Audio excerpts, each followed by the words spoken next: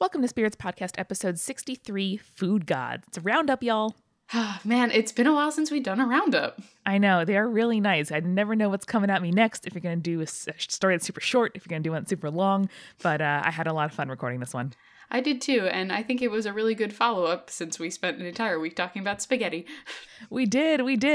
Sorry to freak people out. It was very fun to watch everyone's reactions like, oh my God, it's Monday. Oh my God, it's 6 minutes long. Ah! And oh man, it was a lot of work and it was so much fun. It was totally worth it. I think it was probably our best anniversary yet, which in comparison, there's only been 2, but I think we totally raised the bar this time. We got to raise the game every time. And we absolutely wanted to thank Eric Silver of Join the Party podcast and a 2-time guest on Spirits for writing all of those scripts. He wrote our voices so well that it was super easy to act, and it was really fun. It didn't even feel like acting. That's how well he got our voices down. I know. And like Julie and I actually got a little bit teary-eyed in episode 5 where we were, doing our little You Make Me Better speech. And it was like, oh my God, I could have just said this myself, but instead it was on a page to begin with. It was great. If you haven't listened to that episode or those episodes, get on it because we had so much fun doing it. And thank you to everybody who sent us their Spaghetti Warehouse recordings. I love that this is our brand now. And I do, though, actually want to go to that Akron Spaghetti Warehouse. You know how we could do that, Amanda? How? If we get 50 more patrons on Patreon. It is very close. It is very doable. When we get to our next patron milestone, we are going to actually go to Ohio. We promise. And we're going to live tweet it the entire time. We're going to take video. We're going to record an episode from Spaghetti Warehouse, hopefully from the trolley. And it is a genuine goal of ours. I really want to do it. We want to thank those who have joined us since we've set that goal. Amanda, do you want to list our new patrons? I sure do. Welcome to Kyle, James, Nick, Clow, Tom, Therese, Lauren, Craig, and Buggy. Yeah, you guys are awesome. You are the spaghetti ghosts of our hearts, I guess. Absolutely. The marinara Marys of our bathroom mirrors. And as always, thank you for your support to our supporting producer level patrons. Neil, Philip, Julie, Sarah, Christina, Josh, Eeyore, Sandra, Cami, Lindsay, Ryan, Shelby, Lynn, Mercedes, Phil, Catherine, and Deborah. You are almost never cursed by said spaghetti ghosts. And as always, to our legend level patrons who are absolutely not cursed at all. Leanne, Ashley, Cassie, Ashley Marie, and Bridge. Welcome, Bridge. Yay.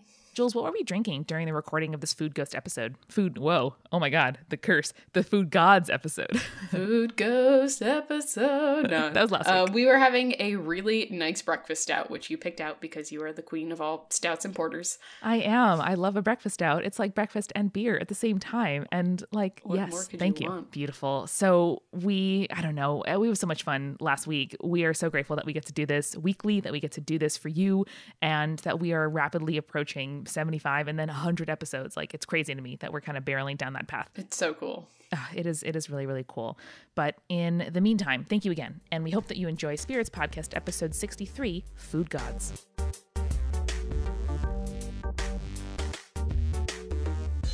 Amanda, I'm hungry. Julia, we literally just spent 2 weeks making an audio drama about spaghetti. Yeah, I know. I'm still really hungry. I really want spaghetti. I was a little bit hungry the whole time, not gonna lie. It was so good. But yeah, so I was thinking about how important food is today. Food is always important. Mm-hmm. When you get hangry, we need to stop. Yes. And fix that. Yes. And food is important to you. Food is important to me. I get very hangry a lot of the time. Yep. I also have very strong opinions on discount, chain Italian restaurants. You do. Which anyone who follows me on Twitter would know about. I was thinking today I was making myself breakfast, which was tomato soup with some mustard greens in there. You're weird. And some sourdough bread. You're so weird. It was delicious. I was thinking about there's going to be a lot of food gods in the world. And Amanda, there are a lot of food gods in the world. So this is a food god roundup. Yay! I know. Gods. We haven't done a roundup in a while. No, it's been a minute. It's been a minute. Yeah. So we're going to start. We're going to cover a bunch of stuff all over the place, which is my favorite kind. I'm so ready. But first things first, we're going to go to Japan. Yay. They have really good food. I bet they have really good food gods. We'll see about that. Oh, no. The first story that we're going to talk about is the story of Ukimochi, who is the Japanese goddess of food in Shinto mythology. All right. Her name means the goddess who possesses food, and she is associated with the god Toyoki, who is the god of food, clothing, and housing. So stories say that she is the wife of Inari, who is the god of rice, tea, sake, agriculture, and industry. What more do you need? I know. Those are all the things that I just need in my entire life. Those are know. my day-to-day things. In your rider. Things, including sake. There's just always sake in my house. I know. Can we go to like a good sake bar and like just do like a tasting? Yes. I would love that. Let's do it this weekend. Why just looked at me like, why the fuck haven't we done this already? Why haven't we done this already? My birthday's coming up. Let's do it then. Okay, cool. So her main story is the one of her experience with Tsukiyomi, who is the moon god. Okay. So Tsukiyomi was sent to Earth by his sister Amaterasu, who is the sun goddess. And she sends him down to visit Ukimochi. The food goddess, who actually wasn't a particularly skilled cook, did the best she could. I mean, if she is the goddess of like agriculture and food as it is grown, I guess why she would be like, listen, my part's over. Like, y'all figure out how to cook it. Well, at this point, she didn't have a dominion yet. Oh. This is how she gets so her pre-god. Dominion. Yeah. Not pre-god, because she is a goddess at this point. Pre-specialization. Yeah, exactly. Nice. This is before they sorted her into her Hogwarts house. I've been watching a lot of ER on Hulu because their marketing campaigns are effective. And I was like, oh, like surgical residency, like choosing that thing. Yeah. Yes, exactly. So when Tsukiyomi arrives, she welcomed him by facing a rice paddy and disgorging from her mouth boiled rice. Huh. Then turned to the sea and spewed out all kinds of fish. Whew. And then finally turned to the forest and began disgorging delicious game. Wow, really just a meat cute for the ages, huh? So she tried to present these foods to Tsukiyomi as a banquet, but the moon god was insulted because she was essentially offering him her vomit. Yeah, also disgorging is an elegant word, and I applaud you for your word choice. And so he draws his sword and kills her for this slight. Oh. Quote unquote slight. That's disproportionate. He returns to heaven and tells Amaterasu that he has killed her. And Amaterasu becomes so angry that she says she will never look at him again, which is the reason that it's said that the sun and moon are never seen together. Yikes. So that's not where Ukimochi's story ends. Oh, good. Amaterasu sends down a messenger to honor the body, but the messenger finds that Ukimochi's body has been transformed. From her head come the ox and the horse. From her eyebrows, silkworms are born. From her eyes, they turn into cereals. Her belly is transformed into rice, and her genitals form into wheat and beans. Wow, that is a really genuinely beautiful image of like someone's body dispersing so that, human beings can have the staple foods that we need. Yeah, so Amaterasu takes these gifts that Ukimochi left behind and gives them to humanity to use and to cultivate.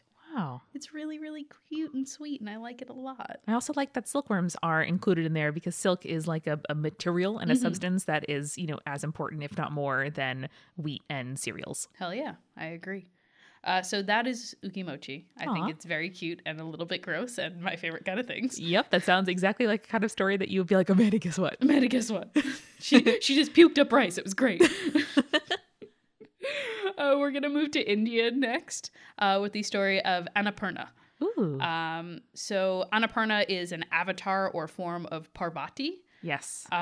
Which I wrote down so that no one yelled at us about the pronunciation. We read Harry Potter as children and formed our pronunciations then, people. So we are learning. Sorry, we're doing our best. So it's Parvati. Parvati.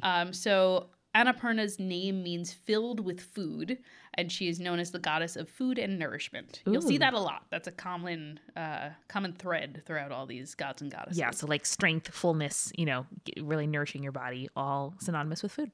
So Parvati is told by her husband Shiva that the world is an illusion and that food is part of that illusion. Parvati, who is worshipped as the manifestation of all material things, becomes angry with her husband's assertion. Yep. Yeah, because that'll do. Come on, dude. You're just saying it's like being like, to someone who's a writer, be like, writing's not a real job. What's your real job? Yeah, right. Or like, oh, that's cute that you do art. Like, excuse me, I've sold like multiple paintings. Please go away. Fuck you. So like a true champ, Parvati basically It's a Wonderful Life's out of here to show the importance of all things material and disappears from the world. As you would expect, everything goes to shit. Time comes to a standstill. The earth is barren. There is no food to be found anywhere, and all beings suffer the pangs of hunger, including the gods. Well, gods, I wonder how that feels now. But Parvati is a compassionate goddess. Seeing the suffering, she felt for all of existence and reappeared on Earth, setting up a kitchen in the city of Kashi, which is adorable. I like that the first thing she does when she comes back is like, well, I'm going to open up a kitchen now. I know. Like, you guys know how bad it was without me, so here, you're welcome. I'm sorry. Yeah. Enjoy. So Shiva hears of her return and runs to her, presenting his bowl in alms and saying, now I realize that the material world, like the spirit, cannot be dismissed as an illusion. Huh. Which is nice. So Parvati smiles and she feeds Shiva with her own hands, and Parvati is then worshipped as Annapurna, the goddess of nourishment. So in most of her temples and in art, she's portrayed as a young, youthful goddess with a red complexion, a face like a round moon, 3 eyes, high breasts, and 4 hands. Sounds adorable. She's usually shown holding a vessel full of porridge in her left hand, and the right is holding a golden ladle adorned with various kinds of jewels. Huh. Yeah, so like really cute story about food is very good and useful to humanity, and we all need it.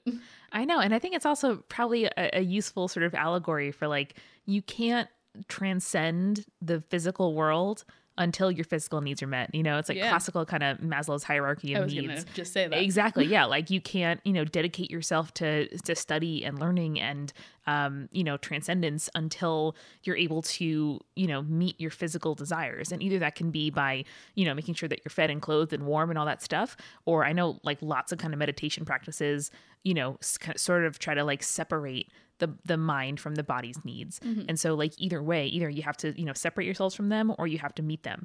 And like until that stuff is done, the physical anchors us and you can't transcend it without dealing with it somehow. That's totally true. Oh man. You just summed up that Eastern philosophy, or like at least a key component of Eastern philosophy pretty well. I know it's a lot more nuanced than I probably understand, yes. But that's what came to mind for me. Yeah, no, but you hit the nail on the head without much study of it, so I appreciate that. Thanks, babe. We're going to move over to the Aztecs next. Yay! Apologies in advance, because I'm probably going to mispronounce a lot of these things, but I'm going to do my best. This is the story of Chicomecoatl. So her name means 7 snakes. And she was the Aztec goddess of agriculture during the Middle Culture period and was known as the goddess of nourishment as well. See, coming back to that there nourishment. You go. It's almost like food nourishes the body. Yeah. So she was the female aspect of corn and was known as the goddess of plenty. So maize and corn was a main staple for the Mesoamerican diet and thus formed an important facet of native religious beliefs in the region. Yeah. So Chicomecoatl was represented in different forms to portray different moments of corn's growth cycle. And a couple of the translations are just a little bit off, which happens a lot in Aztec and Mayan and just like general Mesoamerican stuff. Sometimes it's Chicomecoatl, sometimes it's Chinotel, which means deified corn and was a youthful god, or Xilonin, which is fresh or tender corn, who is a virginal goddess. So Chicomecoatl was in particular supposed to represent the mature and ripened corn. I love that. We see a lot of like different kind of, different things being embodied by different gods. But the fact is, especially for something that's so versatile and so important, it makes a lot of sense to me that corn, a thing that you look at every single day, will be a metaphor for different kind of aspects of humanity or of being. Yeah, hell yeah. And it's very similar to some Western understandings of like, hey, life is cyclical and our crops are cyclical. So having different representations of the same deity makes sense. Yeah. We see it with Demeter, we see it with the Morrigan, we see it with all kinds of different things. Yeah, and the tradition in which we grew up, Catholicism, Christianity, hell yeah, places a great importance on bread. Like bread is symbolically significant. We conjure bread into, the like flesh of our God, it's every the literal single body of life. Right, that that transubstantiation-ish. That like, transubstantiation dough. I know. But like, I mean, point being, nourishment is really important, and gods that can provide nourishment are, like that is a sign of a really powerful thing. So, it's not like this is completely different to something that we grew up understanding. Hell yeah.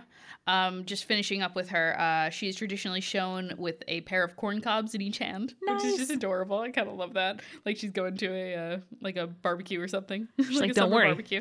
Brought it. Yeah. I was just going to say in my head, I was about to ask, like, I wonder if she just kind of brings the same thing every time. Then I was like, no, that's like the most significant and versatile she'll do like cornbread and corn pudding and corn on the cob all and kinds of stuff. Those like cool spiced street corns and stuff like that. All kinds of corn salads. You can make freaking delicious chicha and different beverages out of corn. Like, you're making me so hungry.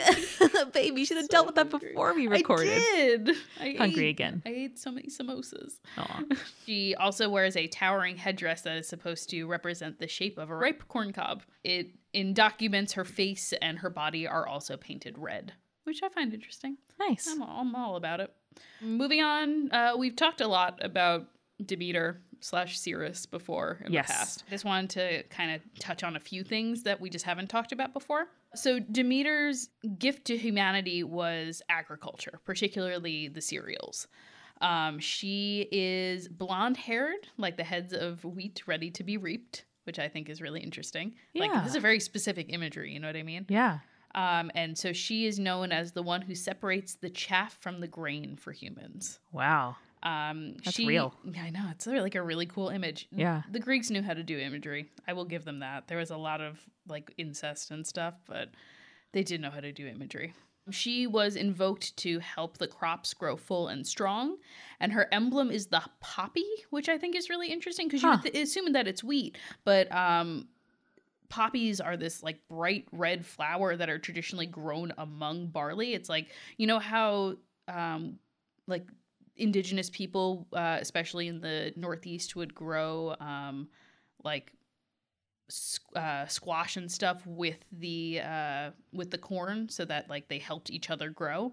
Yes, and then Europeans were like, we've discovered the greatest agricultural thing of all time. What if this is ours with now. Your grains you also grow clover? And we were like, people, come on, wait, we know already. I know what you mean. We got it already. Yes. But yeah, so that was her representation of which That's I think amazing, I just think it's really cool. Because it's symbolic of the thing. It doesn't have to be like a literal representation of the thing. It can be, a symbol associated with it. Which I really dig. I'm all about it. Yeah, and it's prettier. Yeah. So then we're going to move on to a Canaan and Phoenician goddess known as Nikal, and she was associated with orchards. Her name meant the great lady and fruitful, or just the goddess of fruit, which is kind of cute. Yeah. Her name was later translated from the word to blossom, which I think is really pretty. She was said to be the daughter of Kurakibi, who is called the Summer's King, which is a great title. I'm all about it. And she was married to the moon god Yarik, who gave her a necklace of lapis lazuli as a wedding gift. I don't know why I included that. It just seems really cute. And moonstones are beautiful. Yeah. Well, lapis lazuli isn't a moonstone. There's a difference. Sorry, hot take. Sorry, a little salty there.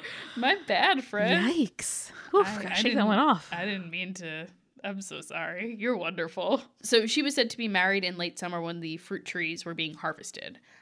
She is often depicted before a date tree and other culturally important fruit trees of the area would have been Nikal's orchards. So they would be dedicated to her. So it would be olives, figs, apples, as well as nut trees like pistachio, walnut, and almond. That's that good stuff, man. I would eat all of those things together. I know. I would also commission a portrait of myself in front of those trees. Like, those are some good, beautiful trees. I would definitely like do a portrait of myself in front of some cool olive trees. I know, right? It's like, I mean, flowers are beautiful, whatever, but fruit trees. Flowers are beautiful, fuck them. But fruit trees. No, people enjoy flowers. I enjoy flowers. I have flowers in my body. Can't eat flowers though. I know, right? And like, you don't have to rear flowers over they're not gonna decades. Sustain you. I know. Fruit trees are my like greatest dream. If we're gonna get real here for a second, is for someone to like look at me on the sidewalk and be like, "You deserve it," and then bequeath to me like multiple acre estate in upstate New York with like a well-established fruit orchard. Aww. That's the most important part of this. I understand. I know. Houses you can build. Can this be our joint farm where I raise goats and you just do like apple orcharding? Yes. Cool. I'm into it. I'm going to trellis them.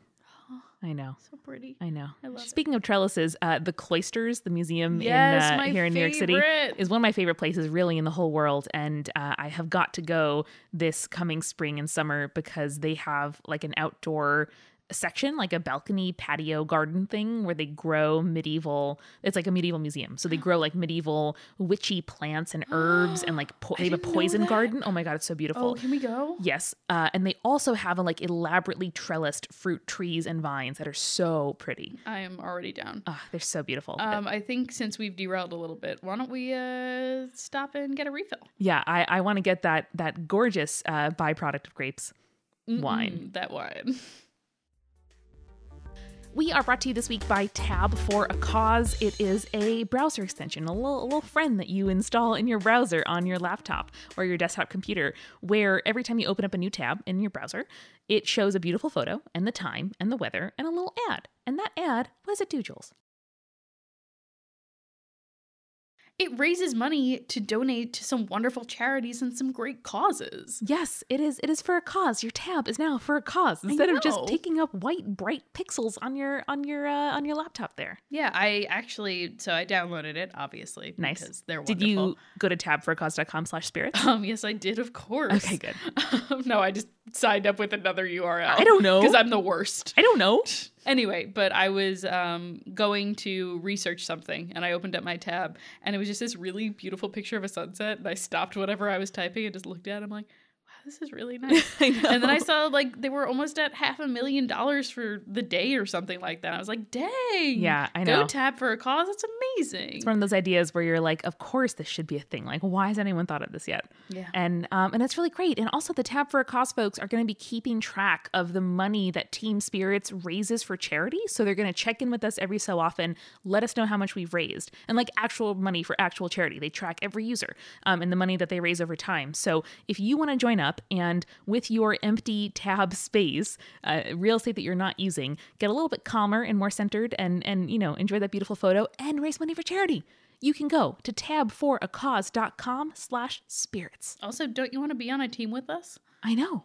We can make jerseys. We're a cool team. I know. I wish I joined the Quidditch team in college, man. It's too much commitment, too much travel. Funny. I need photos of that immediately. I know. I wish. Oh, man. That alternate universe where you actually join the Quidditch team. I need photos of that. They would practice near my shift in the library. So you look down upon them, like the true Ravenclaw you probably would have been at Hogwarts, being like, maybe someday I'll fly. I know. Occasionally I would go outside to study, gasp, and just be sitting there next to the Quidditch practice, wishing that I were cool enough to wear knee socks. What position would you play? Not even for like college Quidditch, just like Hogwarts General Quidditch? Yeah. I feel like it would have to be keeper, because I'm not quite butch enough for chaser. Okay. And keeper seems more because if it's like a broom-based sport, I'm sorry, Tab for a Cause. If it's a broom-based sport and you don't have to like run and shit, I normally just choose goalie because I don't have to run as far. But I don't know. Maybe it'd be chaser. I would 100% be a beater. Yeah, I would love being a beater. If you didn't say beater, like you just saw me for the first time, and you're like, yeah, you would. If you hadn't said beater, I was going to be like, Julia, we need to have some questions and conversations about your self-image. But that is correct. That's like when fucking Eric Silver, I was like, I'm a ranger. He's like, you're a barbarian who thinks you're a ranger. And then I cried a little bit, but then I was like, yeah, that's true. Yeah, I know. Sometimes fantasy universes just see into our soul. Anyway. Tab for a Cause. Tab for a Cause. Thank you for sponsoring us. Folks, join Team Spirits. Tell us, please, in the tweets, as you install Tab for a Cause and wait the like half second for it to download, tell us what position you'd play on a Quidditch team. Yeah, and go to tabforacause.com/spirits. Thanks. Bye. Bye. Let's go have a fucking banquet at Rome, because these are the goddesses that we would hit up. And their names are Bibezia and Adizia. That sounds like we won't confuse them at all. No, not at all. Well, okay, so they're dual goddesses. Bibezia is the Roman goddess of drink and beverages. Like, imbibe is the word that we get from her. Wow. Yeah. You got me back with linguistics. Have you seen Gravity Falls? Yes, I've seen You just looked exactly like that little cutie pie. Oh, thank you. Little boy. Yeah. The one that runs like an the evil church. little boy. Yeah. Gotcha. You just did a little like shimmy shake like, ooh, little me. And then there's Adesia, who is the goddess of food. Huh. Together they preside over feasts. Makes sense. Kind of cool. Go so they're hand in hand. specifically considered numen, which are a personified divine spirit. Babesia was in charge of making sure that both the wine was of good quality and that it flowed freely so that everyone may have their share. Those are all very important things that you should pray for. Thank you, Babesia. Adesia was honored in order to give attention to food preparation and feasting, and was considered the patron of gourmet food. That's my French chef laugh. We are just going all over the map here, and I am here to witness it. Libations were offered to both Babesia and Adesia at banquets and feasts, and were specifically associated with the luxury of city life, where food was bought and prepared instead of being like grown and prepared. That makes sense. Yeah. So they're a little interesting. I like them a lot. I like my party goddesses. That made me think of the angel's share. This idea when you're doing like whiskey distilling or I think probably other spirit distilling, that like evaporation is a thing. Mm-hmm. And so over time, if you start to age like a full casket of whiskey, up to like barrel, whatever, doesn't matter. Cask, not casket. Not casket, it's not dead. I mean, some stuff is dead, including the tree that it's being aged in. But in any case, like whiskey will evaporate over time. And so if it's, like 70% of the cask is full by the end of the aging process, the other 30% is the angel's share. That's adorable. Yeah. I like that a lot. Yep. And then there's like the devil's cut, which is like in the wood, right? No, that's 100% a thing because I saw a commercial where Mila Kunis tells me about it. Julia? Is this dream or reality, babe? No, hold on one second. I think we've been there is imbibing too much. There's 100% a Mila Kunis devil's cut. Like, it's like a Jack Daniels thing, I think, or something. Some sort of Maker's Mark. It might be Maker's Market. Julia, that is a brand of Jim Beam.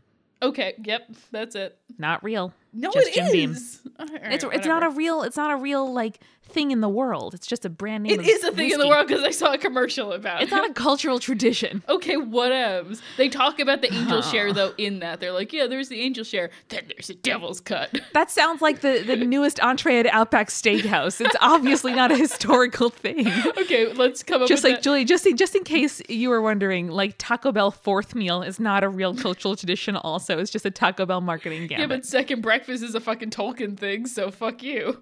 Also, can we come up with what the Outback Steakhouse devil's cut meal would be? I'm picturing it as a steak and then a like slice of lobster tail and then another steak. Okay, I was going more kangaroo turducken inspiration. So they we'd don't serve have kangaroo at the Outback. But they would serve a full lobster with a steak stuffed in it. They would. I'm partial to both of those choices. Over like a bed of risotto. That sounds pretty gross. Risotto. Sounds pretty gross. I'd have it over like mashed potatoes probably. I know, I want it to be richer, babe. But like truffle mashed potatoes. But their garlic mashed potatoes are the bomb there. I hear. I can't have garlic. That is the devil's cut for me. It is the devil's cuts right through the body. No good. Oh boy. Okay. Now that we talked about my IBS. Now that we talked about your IBS, we're going to talk about chocolate. Hey. I can eat that. Ish cacao.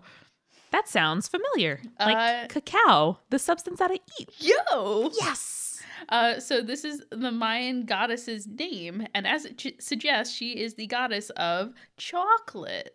So she is also a fertility goddess and an earth goddess in a society where gathering crops and seeing to it that everyone is fed was women's work and was the most important aspect. Obviously. I mean, really, really cool. So she was known for banishing hunger and providing safety and security for people, and that was her divine responsibility. Which I like quite a bit. Yeah. So she was much loved by the common people, and she was a compassionate goddess of abundance. She would walk among the people, understood their suffering and their fear of starvation, and graciously give them the knowledge and tools they needed to not only survive, but craft a life of abundance for themselves. That is really beautiful. Most importantly, she gave them the delicious gift of chocolate, which was said to give them energy to keep them working in the fields. Yum. Which I'm adorable. I love it. But things change. Uh-oh. Things change when the goddess is forced to marry Ek-Chuha, who is the god of commerce.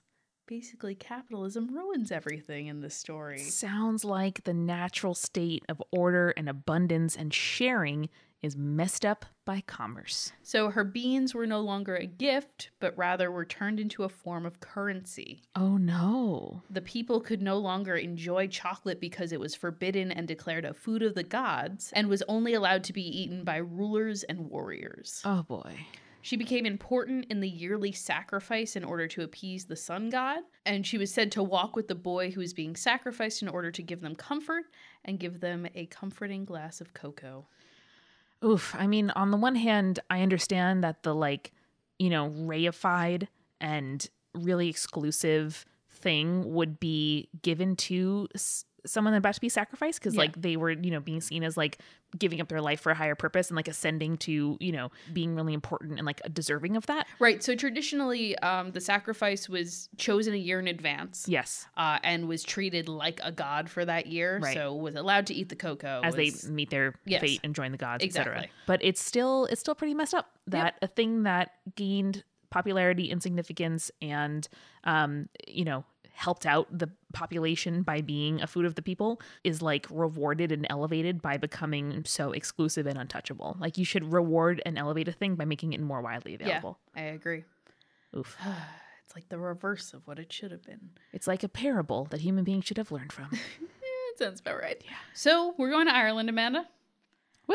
Woo, Ireland! So we're starting with the Dada, which is, we looked it up.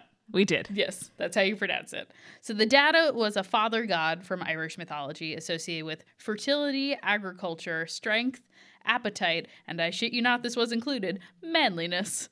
Okay. I mean, we get it. Ireland. Yeah. He also was not a culture with a fraught relationship with food at all. No, why would you ask? What? No. So he was supposed to be a intimidating person, a figure of immense power. He had numerous amounts of magical items that were supposed to make him said intimidating person. But for our purposes today, we're going to talk about what translates to the undry cauldron. So the undry cauldron was said to be bottomless and from which no man could be left unsatisfied. Aw. A little sexy. Aw. I wasn't going there, but now we're there. All right. Here we are together. Now, this is kind of out of place amongst his other treasures, them being a sword of light, a spear, a flail. But we have to keep in mind that the people of Ireland venerated fertility. That was their jam. I mean, my dad has 10 brothers and sisters. Right. So. Both in themselves and animals and fertility of the land. Oh, yeah. Yeah. So fertile livestock and fertile land meant plenty of crops and food to sustain the people. Yeah. A culture, that so often has dealt with starvation and blights and kind of widespread, malnutrition.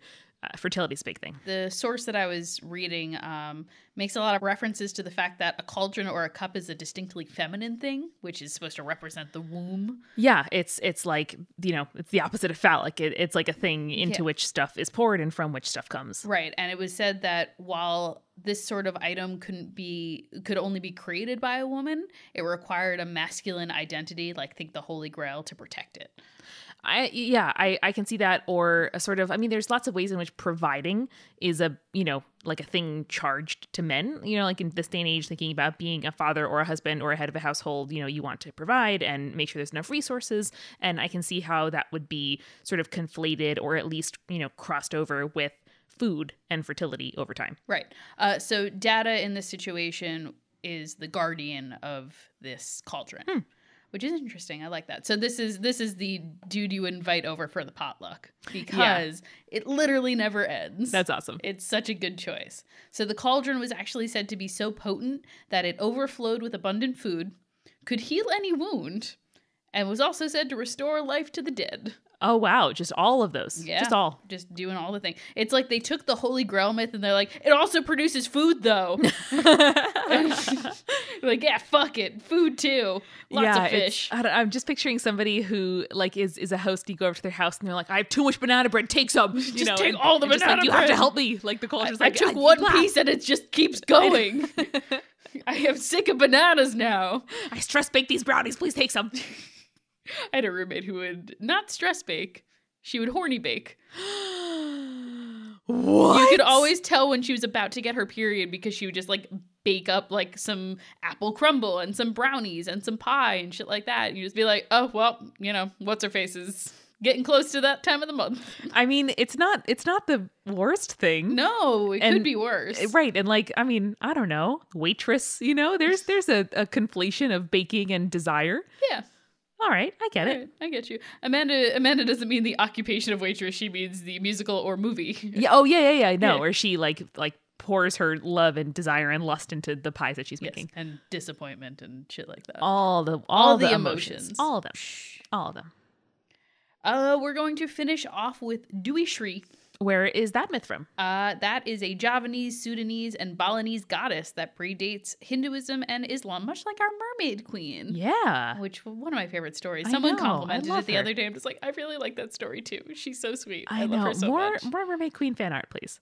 Always mermaid queen fan art. So she is the goddess of rice and fertility. And because of this, she is considered a mother goddess, obviously. Yeah. She has dominion over birth and life because she controls rice, which is the staple food of the Indonesian people, which in turn makes her the goddess of life, wealth, and prosperity, as rice surplus leads to all these things. Of course. Makes sense, right? But at the same time, she's associated with the inverse, poverty, famine, hunger, disease, and death, because lack of her food can destroy humanity. Oh, so a sort of like double-sided goddess here. Which that duality, love. Baby. You know we love things that are both. We do love things that are both. More things that are both fan art, please. More things that are both fan art. Yes, please. So the animal associated with her is the rice paddy snake, which I didn't know was a species, but it's adorable. Oh my gosh, I have to Google it right now. Google it right now. What a precious danger noodle. It's a good danger noodle. What a good rope rope. A rope nope? It's called a nope rope. A nope rope? Oh. I know. That's like an internet love name. One. I've heard danger noodle before, but I heard nope rope. Nope rope. That's my favorite. My brother's roommate has a snake and her name is Dumpling. Dumpling, my favorite. And I am the proudest auntie to this snake. It's a very good snake. She's so good. She got the little like nose holes and stuff. She's so cute. I know. I want to go meet her. Oh, so cute. And you can actually pet that because it's not furry. It doesn't have anything that makes it lovable, and therefore I can hug it. Okay. So she is depicted as a youthful, beautiful, and curvy woman, the height of femininity and fertility, because why not? She's all those things. She is usually seen holding a rice plant with full rice grains in one hand and adorned in regal jewelry. That's a good look. It is a good look. If a girl came up to me and was like, here are some ripe rice grains. Furthermore, I'm wearing an emerald pendant. Also check out this emerald. I would be like, yes, hello. Please. Tell me more about your life. Do you know much about snakes?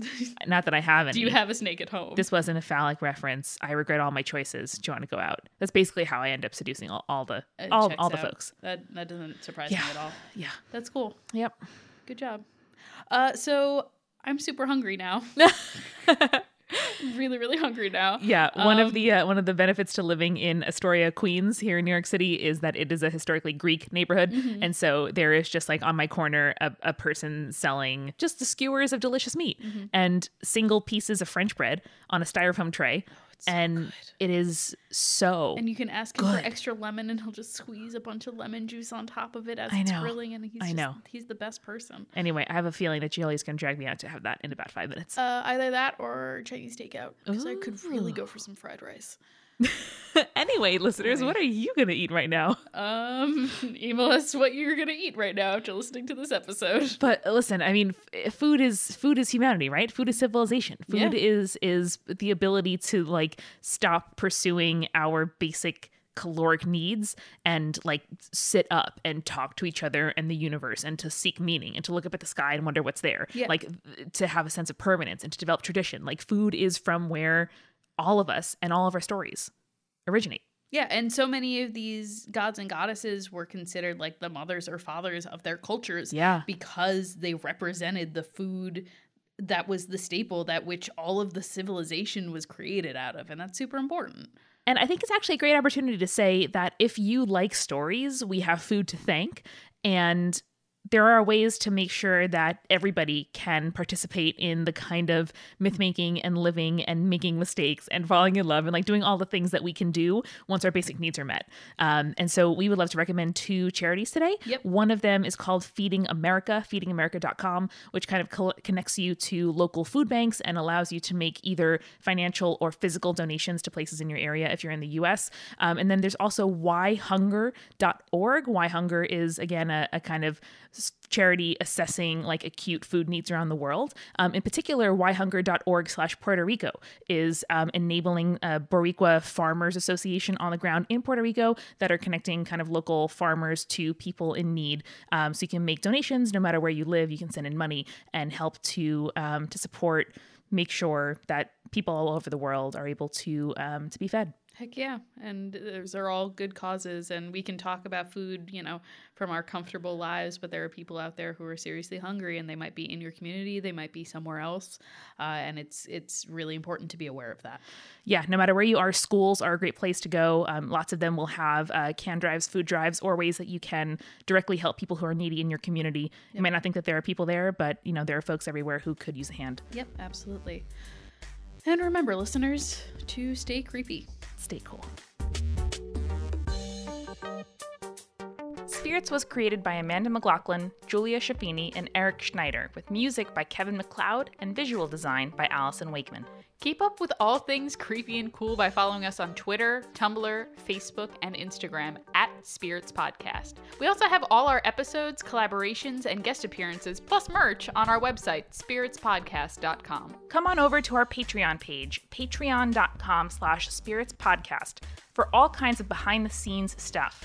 Throw us as little as $1 and get access to audio extras, recipe cards, director's commentaries, and patron-only live streams. And hey, if you like the show, please share us with your friends. That is the best way to help us keep on growing. Thank you so much for listening. Till next time.